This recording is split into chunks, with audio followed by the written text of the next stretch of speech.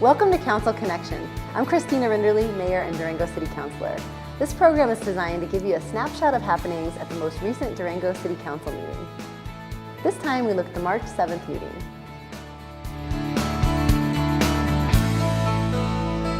This meeting began with a presentation to Fort Lewis College Athletic Director Jeb Davis, declaring March Athletic Training Month and recognizing the work of athletic trainers at the school. We had a rather weighty consent agenda for the Durango City Council meeting with 12 items, all which were approved. One item was the formal appointment of our new police chief, Cameron Afzal. The 25-year veteran police officer, currently a captain with the Arlington County, Virginia Police Force, began his career with the Capitol Police and is a graduate of the FBI Academy. He will join the force officially in mid-April. Another item dealt with Lake Nighthorse, specifically the acceptance of a $285,000 grant from the Motorboat Colorado program. The money will pay for various improvements, including boat ramp parking and 2 courtesy docks. Parks Director Kathy Metz was questioned about the use of motorboats on the lake and when the lake might be open for recreation. There's no specific requirements in the environmental assessment that relates to horsepower size of the motor, other than the above air exhaust, and there's no houseboats that would be permitted there, or a cabin where you could live on the boat.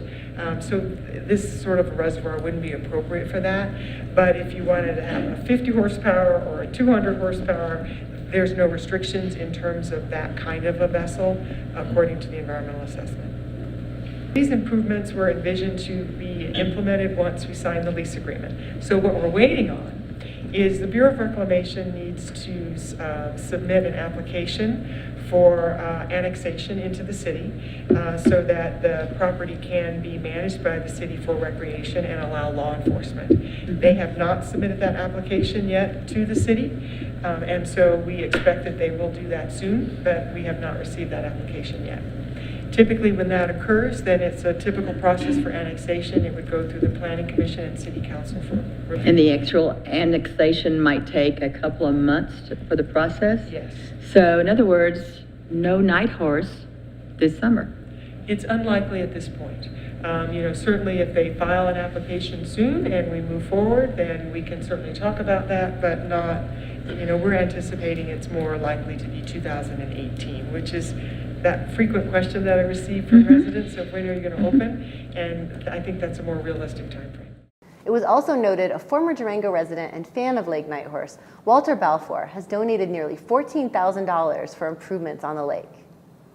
Another consent agenda item, which was discussed and approved, dealt with the creation of a vacation rental permit waiting list program.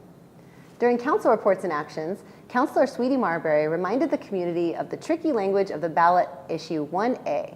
A vote in favor of the ordinance will forbid the addition of fluoride to the city drinking water, and a vote against the ordinance will maintain the status quo. City Manager Ron LeBlanc also presented results of independent analysis of fluoride backing up claims of the manufacturer. There was one legislative item on the agenda, a preliminary plat for the River Oaks duplex townhomes in the Escalante Crossings area, which was approved, and 3 ordinances, which were the subject of earlier public hearings, considering limits on retail and medical marijuana locations were introduced. Several events that you might find of interest were also mentioned by councilors. Thursday, March 16th at 5:30 p.m., the League of Women Voters will present a forum with the 5 candidates for Durango City Council and a second forum on the fluoride ballot issue. It will be held at City Council chambers and will be broadcast live and replayed right here on DGov. The Friends of the Library Spring Book Sale is Friday and Saturday, March 17th and 18th, 9:30 a.m. to 5 p.m. at the library. Durango High School Troop 1096 will conclude its production of Drop Dead at the high school March 16th, 17th, and 18th. Ticket prices are $15 for the general public, $5 for students, and can be purchased on the school box office site or their website, troop1096.weebly.com. Our next council study session will be March 14th at 4 p.m. We will receive an update from the Colorado Parks and Wildlife on their bear-proof research and discuss transit funding options and recommendations. Our next regular council meeting is March 21st at 6:30 p.m. And that's Council Connection for the March 7th Durango City Council meeting. I'm City Councilor and Mayor Christina Rinderly. Thanks for joining us, and remember, you can always contact your city councilors via email at citycouncil@durangogov.org.